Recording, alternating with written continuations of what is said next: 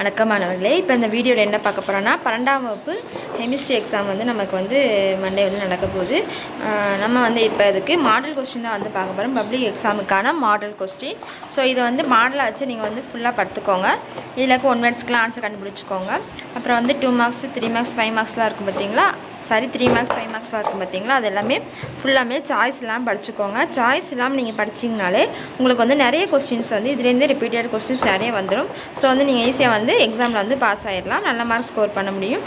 So வந்து இதுக்கு எல்லாத்தையுமே என்ன செஞ்சுக்கோங்க, சாய்ஸ் இல்லாமல் படிச்சுக்கோங்க.